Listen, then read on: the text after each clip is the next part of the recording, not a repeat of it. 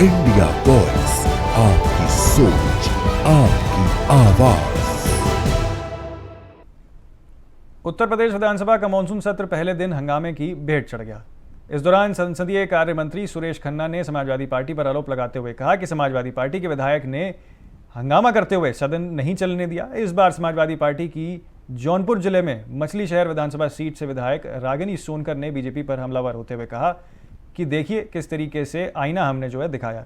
UP विधानसभा का monsoon सत्र शुरू होते ही हंगामे की भेंट चढ़ गया और वहीं जो पूरा मामला है वो हंगामेदार देखने को मिला। विधानसभा का मानसून सत्र आज हंगामे की भेंट चढ़ा है। संसदीय कार्य मंत्री सुरेश खन्ना आरोप लगा रहे हैं कि समाजवादी पार्टी के जो विधायक हैं उन्होंने बेवजह के मुद्दों पर बहस करी, अव्यवस्था फैलाई, जिसकी वजह से सदन नहीं चल पाया। हमारे साथ जौनपुर की मछली शहर सीट से विधायक रागिनी सोनकर जी हैं। रागिनी जी, किस तरीके की अव्यवस्था का आरोप समाजवादी पार्टी के ऊपर लग रहा है? संसदीय कार्य मंत्री कह रहे हैं कि जिन बातों को आप लोगों ने कहा, जो प्रश्न पूछे उसका जवाब दिया, फिर भी आप लोगों ने हंगामा किया। देखिए, आज जिस तरीके के आरोप लगाए जा रहे हैं उनके खुद के हाथ उसी में रंगे हुए हैं सरकार के। और हमारे नेता प्रतिपक्ष गोरखपुर गए थे आज से कुछ दिन पहले। कुछ घटना हो गई थी जिसमें वो लोगों से मिलना चाहते थे। वहाँ बुलडोज़र पर चढ़ करके लोगों ने धमकियाँ दी, वहाँ पे काले झंडे दिखाए गए, यहाँ तक कि उन्हें गाड़ी से बाहर निकालने का प्रयास किया गया। इस तरीके की जो गंभीर स्थितियाँ और लोकतंत्र के खिलाफ जो स्थितियाँ उत्पन्न हो रही हैं उसका विपक्ष जो है ज़ोरदार तरीके से विरोध करता है। और वहाँ पर मांग की गई कि नेता प्रतिपक्ष के साथ जो भी किया गया, उनका अपमान किया गया, उस पर जाँच कराई जाए और जो लोग भी इसमें सम्मिलित थे या जिनके इशारों पे ये सारी चीज़ें हुई हैं उन पे कठोरतम कार्रवाई होनी चाहिए। लेकिन सरकार के लोग खुद इसमें लिप्त हैं, उनके हाथ खुद इसमें लिप्त हैं, तो वो क्या जांच कराएंगे और क्या कार्रवाई करेंगे?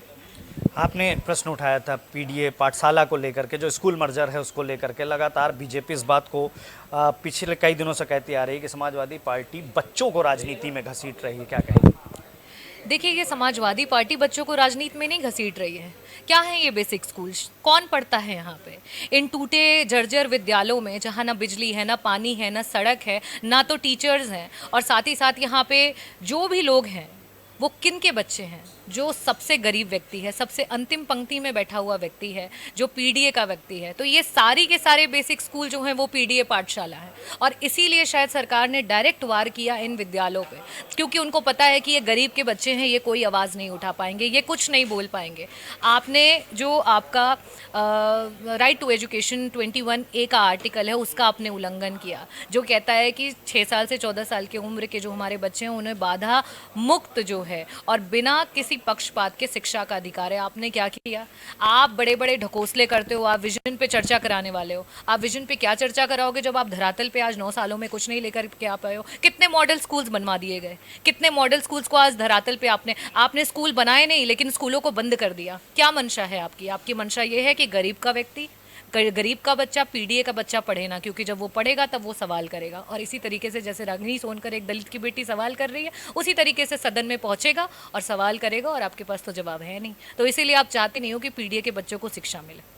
अंतिम प्रश्न है, आप लोगों ने यहाँ मोर्चा संभाल रखा है, वहाँ राष्ट्रीय अध्यक्ष अखिलेश यादव लगातार SIR की वापसी की मांग कर रहे हैं, और जो आरोप लगाया राहुल गांधी ने इलेक्शन कमीशन के ऊपर वोटों की चोरी का, उसको कितना जायज़ मानती हैं आप? क्या सत्यता है इसमें? देखिए, वोटों की चोरी तो बहुत पहले से हो रही है। माननीय समाजवादी पार्टी राष्ट्रीय अध्यक्ष अखिलेश यादव जी ने भी इस मुद्दे को 2022 में बहुत ज़ोरों से उठाया, और ये बात जो है पूरे समाजवादी पार्टी के विपक्ष ने इस बात पे जो है आवाज़ उठाई है। और उसके बाद जब ये SIR की बात कर रहे हैं, क्योंकि ये इनकी मंशा जो है, इनके कार्य जो कुछ है नहीं।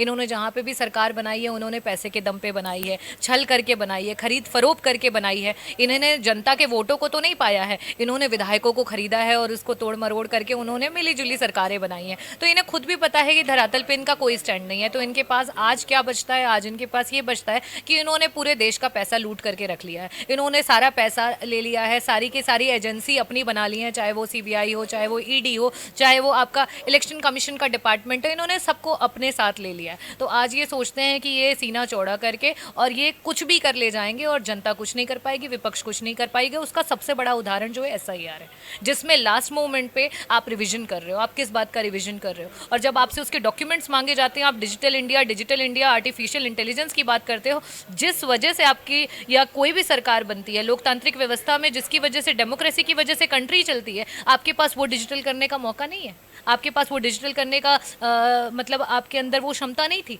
कि आप लोगों के आधार कार्ड्स को लिंक करके और लोगों के लिए एक वैलिड आईडी कार्ड बनाते और वो ऑनलाइन पर रहता, चाहे मैं रहूं या फिर कोई भी जनता का व्यक्ति रहे, वो अपने आप को देख सकता है कि वो सूटेबल है कि नहीं है और वो लिस्ट में रजिस्टर्ड है कि नहीं है।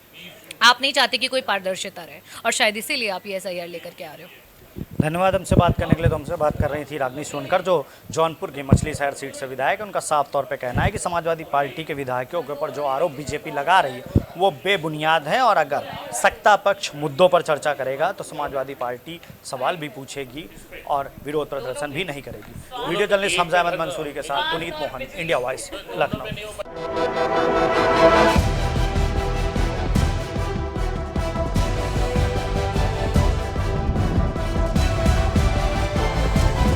इंडिया वॉइस, आपकी सोच, आपकी आवाज।